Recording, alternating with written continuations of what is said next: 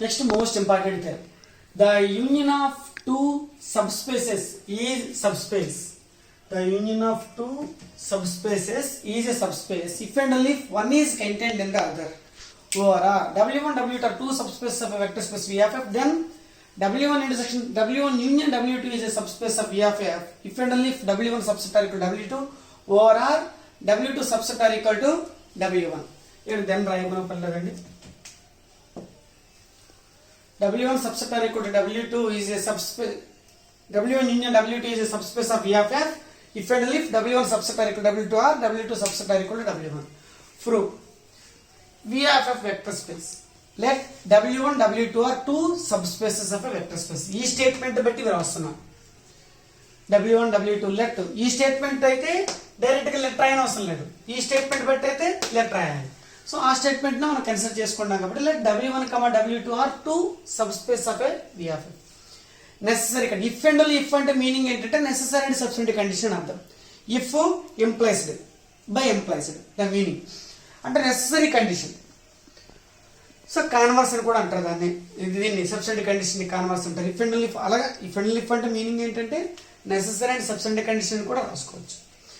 If W1 subset are equal to W2 over W2 subset are equal to W1, then we want to prove that W1 union W2 is a subspace of VFF. అది చూపించాలి. W1 subset are equal to W2 తీసుకున్నాం. So W1 subset are equal to W2 ఉంటే W1 లో ఉండే ప్రతి element W2 లో ఉంటుంది. అంతే కదండి. W1 లో ఉండే ప్రతి ఎలిమెంట్ W2 లో ఉంటుంది. అంటే మీనింగ్ ఏంటి? ఈ W1 యూనియన్ W2 అనేప్పుడు W1 union A union B అంటే మీనింగ్ ఏంటండి? ఏలోనా బిలోనా మొత్తం ఎలిమెంట్స్. బట్ W1 నుండి ఎలిమెంట్స్ అన్ని W2 లో ఉంటాయి. అంటే ఇక్కడికి వచ్చేది ఏంటి? W2 కదా. సో దేర్ బట్ W2 అనేది ఇక్కడ ఏంటి? Sub space. ఆల్రెడీ చెప్పాడు కదా W2 sub space. So W2 sub space అయితే W1 యూనియన్ W2 ఏమై ఉంటుంది? సబ్ స్పేస్ అయి ఉంటుంది. ఇప్పుడు సెకండ్ పార్ట్ తీసుకుందాం. ఏంటది? W2 subset are equal to W1. W2 లో ప్రతిదీ W1 లో ఉంటాయి. మీనింగ్ సబ్సెట్ అంటే. సో W1 యూనియన్ W2 అంటే W1 యూనియన్ W2 అన్నప్పుడు ఈ రెండింటికి యూనియన్ చేస్తే W1 వస్తుంది కదా. ఎందుకు? W1 ఇస్ ది ప్రతి సెట్ కాబట్టి. Right. Therefore W1 is a subspace here. ఇది సబ్ స్పేస్ అయితే ఈ యూనియన్ కూడా సబ్ స్పేస్ అయిపోతుంది.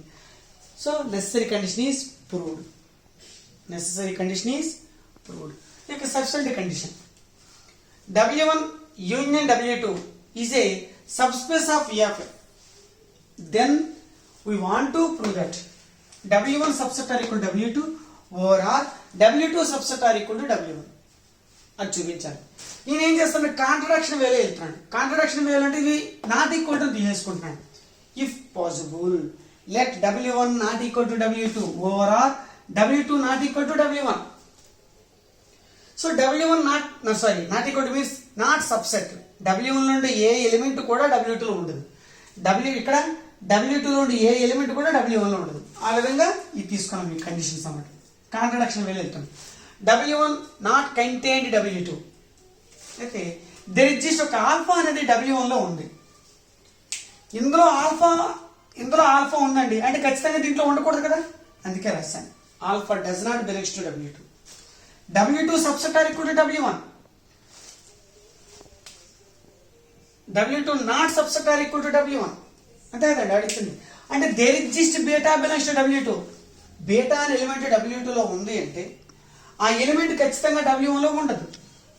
Therefore alpha belongs to W1, beta belongs to W2 తీసుకుంటే alpha plus beta belongs to W1 union W2. W1 union W2 అంటే W1 లోను W2 నుండి మొత్తం elements దాంట్లో ఉండాలి.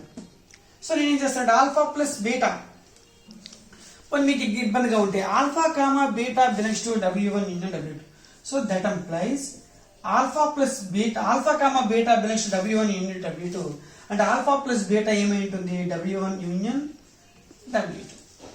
బై బిఫోర్ 2 థియరమ్స్ లో ఏదో ఒక థియరం అప్లై చేసుకోవచ్చు అన్నమాట. అది since W1 union W2 is sub space కాబట్టి అలా రాసుకోవచ్చు. రైట్. అప్పుడు ఒక ఎలిమెంట్ W1 యూనియన్ W2 లో ఉంది. ఆల్ఫా ప్లస్ బీటాను ఒక ఎలిమెంట్ గా ఊహించుకుందాం. W1 యూనియన్ W2 లో ఉంది అంటే మీనింగ్ ఏంటంటే W1 లోనే ఉండొచ్చు లేక W2 లోనే ఉండొచ్చు లేక ఇంటర్సెక్షన్ రెండింటికి కామన్ ఎలిమెంట్ అని ఉండొచ్చు. అదే రాశాను ఇక్కడ.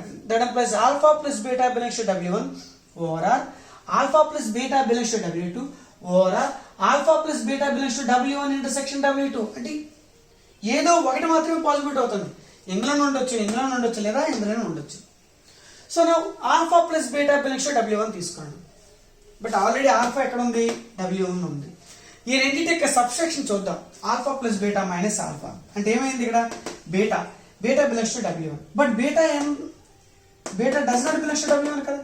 మనకి ఇక్కడ ఏమొచ్చింది? బీటా బిలాంగ్స్ టు W1 వచ్చింది. అంటే మనం తీసుకుంది రాంగు. ఏంటి మనం తీసుకున్నాం రాంగు? ఇది మనం తీసుకున్నాం రాంగు. అలాగే alpha plus beta belongs to W2, beta belongs to W2. ఈ రెండింటి మధ్య సబ్స్ట్రాక్షన్ కూడా ఏమై ఉండాలి? W2 లో ఉండాలి. So alpha plus beta minus beta, right? చేసినట్టు ఆల్ఫా ఉంది. Alpha belongs to W2 but alpha does not belongs to W2. అంటే మనం తీసుకుంది ఖచ్చితంగా రాంగు. ఏంటి రాంగు? ఏం తీసుకున్నాం? ఇఫ్ పాసిబుల్ అన్నాం కదండి, ఇది wrong. So it is contradiction. So therefore ఏం కావాలి? W1 subtract equal W2 over W2 subtract equal to W1. Hence theorem is proved.